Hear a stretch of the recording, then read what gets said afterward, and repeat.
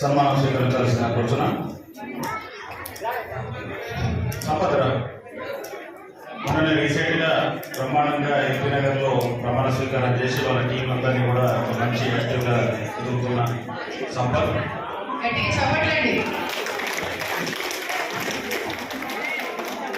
ఈ శైలేష్ సంపత్ను మా తమ్ముడు నరేష్ మంచిగా టీఆర్ఎస్ పార్టీ నాయకుడు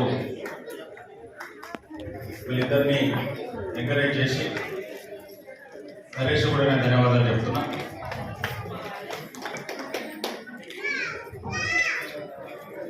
ఓకే, అందరూ కూర్చోండి. అంతర్జాతీయ వైశ్య ఫెడరేషన్ బాబా ఎన్నుకున్న అందరినీ కూర్చోవాలి.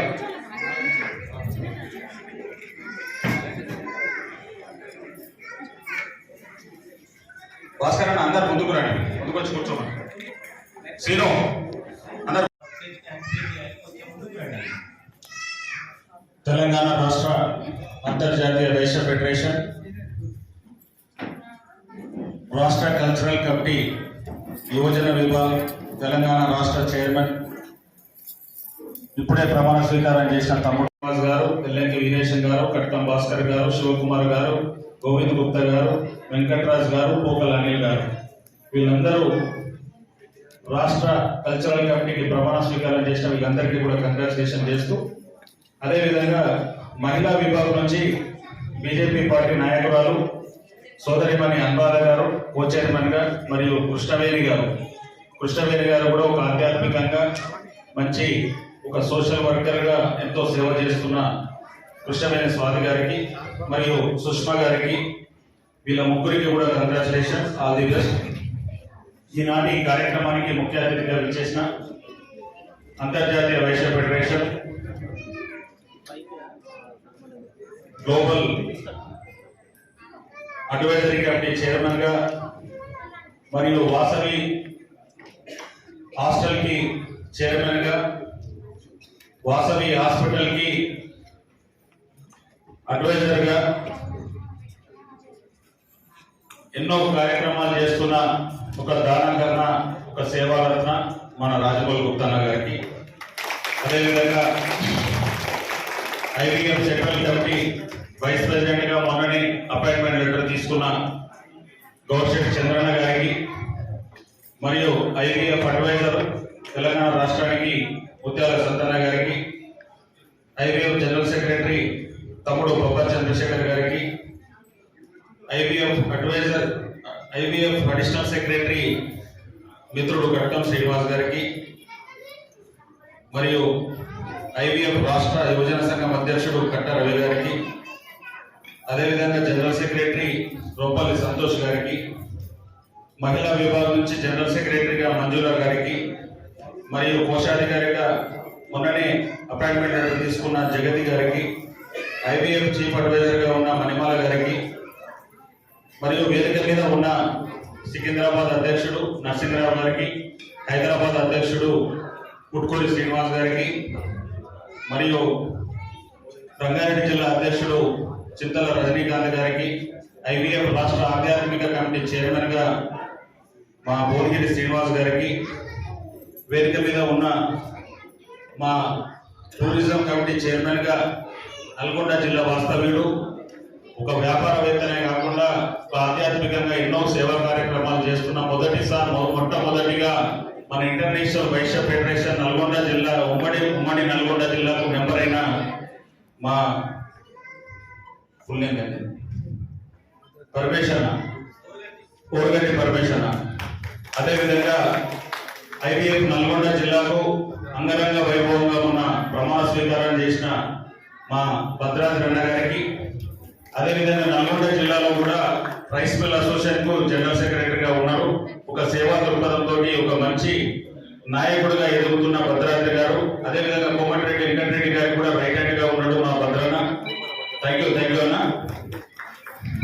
కోటేశ్వరరావు గారికి కూడా పేరు పేరున ధన్యవాదాలు చెప్తూ విచ్చేసిన ఐవీఎఫ్ ఫ్యామిలీ మెంబర్స్ అందరికీ, మహిళా విభాగం, యూత్ విభాగం, మేల్ విభాగం, ప్రతి ఒక్కరికి కూడా పేరు పేరున ధన్యవాదాలు చెప్తూ 10 సంవత్సరాల కాలంలోనే మన అంతర్జాతీయ వైశ్య ఫెడరేషన్ తెలంగాణ విభాగం ఒక గ్రామ స్థాయి నుంచి ఢిల్లీ వరకు ఎదిగే విధంగా విధంగా కృషి చేస్తున్న మీ అందరికీ కూడా నేను పేరు పేరున వందనాలు. మనం చూస్తున్నాం, అంతకుముందు ఆర్గనైజేషన్ అనగానే ఏదో ప్రమాణ స్వీకారం చేసుకుని ఇట్లా వండుకునే కార్యక్రమాలు కూడా ఉన్నాయి.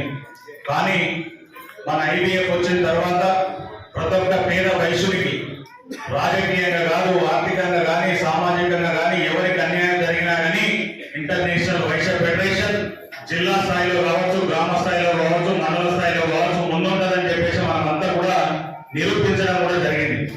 ఇలా ప్రభుత్వ పరంగా కావచ్చు, వాళ్ళకి ఎవరికి ఏ ఆపద వచ్చినా కానీ మొన్నటి వరకు ఉన్న టీఆర్ఎస్ ప్రభుత్వం కానీ, ఇప్పుడున్న కాంగ్రెస్ ప్రభుత్వం కానీ అవసరమైన ముఖ్యమంత్రి రేవంత్ రెడ్డి గారి దగ్గరికి వెళ్ళి కూడా మన వైశ్యుల సాధక పథకాలు ముందుండి కూడా సపోర్ట్ చేసే విధంగా మేము ఇళ్ళవేళ 24/7 ఉంటామని చెప్పేసి మీ అందరికీ కూడా చెప్పడం జరుగుతుంది. మన దాంట్లో ఉండదు. కానీ ఇలా 28 రాష్ట్రాలలో 28 రాష్ట్రాల్లో దాదాపు 17 కోట్ల మంది ఇలా మన వైశ్య జనాభా ఉన్నది. మన సౌత్ ఇండియానేమో ఆర్య వైశ్యులు అంటాం, నార్త్ ఇండియానేమో వైశ్యులం అంటాం.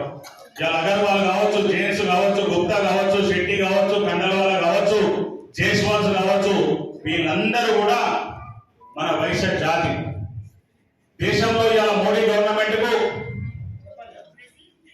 70% ట్యాక్స్ పేయర్స్ జిఎస్టి పరంగా కానీ, ఇన్కమ్ ట్యాక్స్ పరంగా కానీ ట్యాక్స్ కట్టేది మన వైశ్య జాతి అని గర్వంగా చెప్పుకోవాల్సిన అవసరం ఉంది. ఎక్కడో గుజరాత్ లో పుట్టిన మహాత్మా గాంధీ ఇలా మన భారతదేశానికి స్వాతంత్రం తీసుకొచ్చిండు. ఇలా మనం అందరం కూడా శాంతియుతంగా బతుకుతున్నామంటే ఒక వైశ్యుని పుణ్యమే అని చెప్పేసి మనం చెప్పుకోవాల్సిన అవసరం ఉన్నది. అదేవిధంగా మద్రాసు రాష్ట్రం నుంచి ఇలా పొట్టి శ్రీరాములు గారు ఇలా ఆంధ్రప్రదేశ్ లో సపరేట్ గా చేసి నిరాహార దీక్ష ఒక ప్రాణాన్ని కూడా పరంగా పెట్టిన ఒక మన వైశ్య జాతి బిడ్డతోటి ఇలా ఆంధ్రప్రదేశ్ రాష్ట్రం ఏర్పడ్డది. వైశ్యులు అనుకుంటే ఏదైనా సాధ్యమే.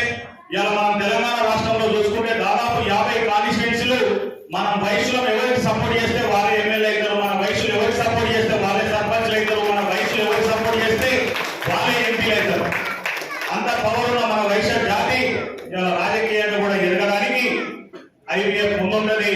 ఇలా ఎవరైనా కానీ గ్రామ స్థాయిలో మీరందరూ కూడా చుట్టాలు కానీ, దోస్తులు కానీ మన వైశ్యులు ఇప్పుడు రాబోయే సర్పంచ్ ఎలక్షన్ కావచ్చు, ఎంపీటీసీ ఎలక్షన్ కావచ్చు, జెడ్పీటీసీ ఎలక్షన్ కావచ్చు, మన ఐవీఎఫ్ వాళ్ళ చేదోడు వాదోడుగా ఉంటుంది. అవసరమైన ఫైనాన్స్ పరంగా కూడా సపోర్ట్ చేసి మన వైశ్యులను సర్పంచ్లుగా గెలిపించే స్థాయి కూడా మనం ఎదగాలని చెప్పేసి వేరే నేను కూడా వచ్చి వాళ్ళ ప్రచారం చేస్తానని చెప్పేసి వేదిక ద్వారా చెప్తున్నాను.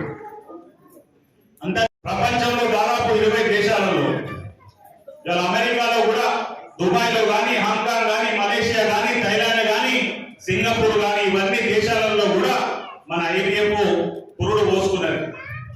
సెకండ్ ఇయర్ సెలబ్రేషన్స్ గా జరుపుకున్నామంటే నా భూతో నా భవిష్యత్తు లాగా 3 రోజుల పండుగ సంధ్యా కన్వెన్షన్ గచ్చిబౌలిలో వెంకయ్య నాయుడు గారు కూడా ఆ రోజు పట్టణాభివృద్ధి శాఖ మంత్రిగా ఉండే, కేంద్ర మంత్రిగా. అసలు కుల సంఘాల మీటింగ్లకు అతను రాడు. అయినా కానీ రామ్దాస్ అగర్వాల్ గారు చెప్పగానే ఆయనే 2-3 గంటలు మన దగ్గర మన ప్రోగ్రామ్ లో ఉన్నారు. వెంకయ్య నాయుడు కాకుండా దత్తాత్రేయ గారు